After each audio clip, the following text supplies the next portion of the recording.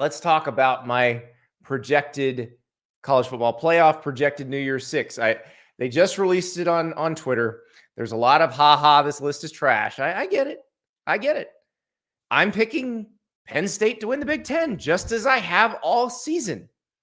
So when you see Penn State in the playoff and you don't see Ohio State and Michigan in there, I get it. You think I'm stupid, and I may be. But it's the one I have playing against Penn State that if you'd asked me 2 weeks ago, would I have this team in here? No, I wouldn't have.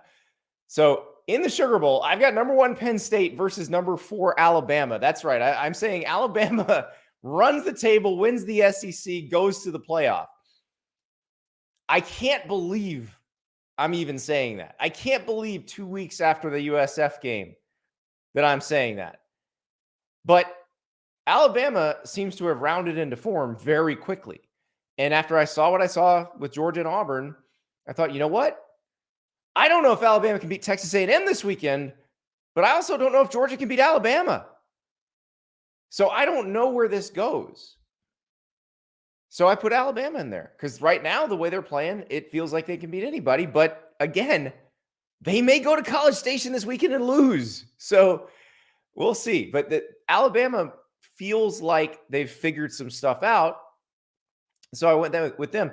Penn State, you could probably consider that a placeholder for whoever comes out of the Big Ten, whoever wins the Big Ten, be that Penn State, Ohio State, or Michigan.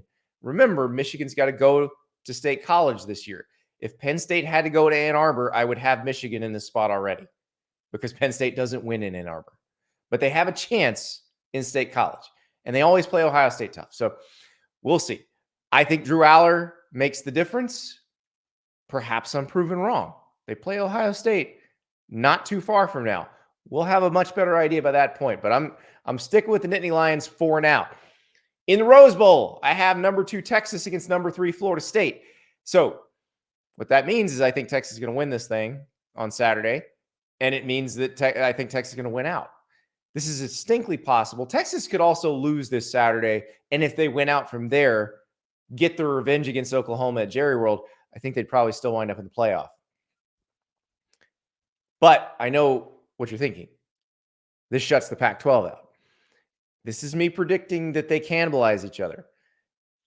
Again, we got to wait and see with Oregon and Washington in a couple of weeks who really is the cream of this thing. USC, I think we saw that they are what they were last year.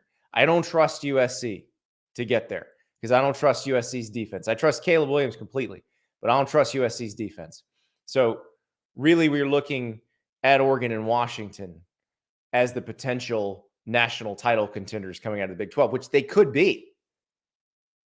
I think if you can get through this Pac-12 at 12-1, you're in the playoff. Even with the other stuff that, whoever else might get out of their leagues. I think 12-1 in this Pac-12 gets you in. The question is, can you get there? Because like I mentioned Utah before, what if Cam Rising comes back and they're a completely different team and they're knocking off these contenders? They've lost once. They could run the table and do it.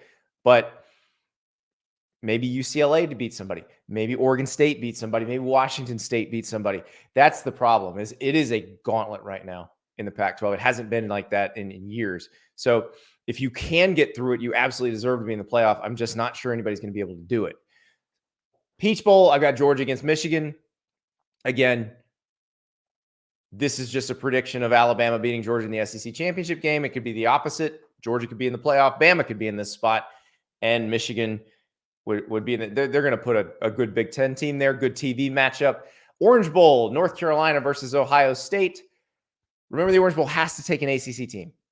Last week, I don't think I explained that very well in the column. And people are like, why is North Carolina there and this team's not in this team?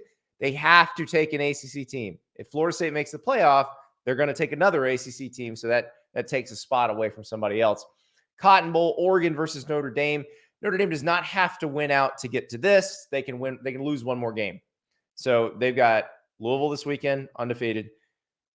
They got USC. They got Clemson. They could lose one of those. If they're 10-2, they'll be in one of these games. Trust me. They want the Irish on your television. Fiesta Bowl, Fresno State against Washington.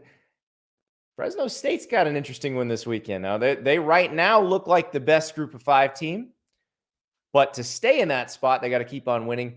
They have to go to Laramie, Wyoming.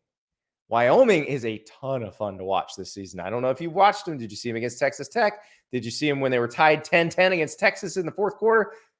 Wyoming's a fun team. So you're going to serious altitude, and you're going to play the Cowboys. So I cannot wait to see that game on Saturday. That one could go a long way toward helping determine who plays in that spot for the group of 5 in the New Year's Six. So will those things turn out? I don't know. We got a lot of football left to be played.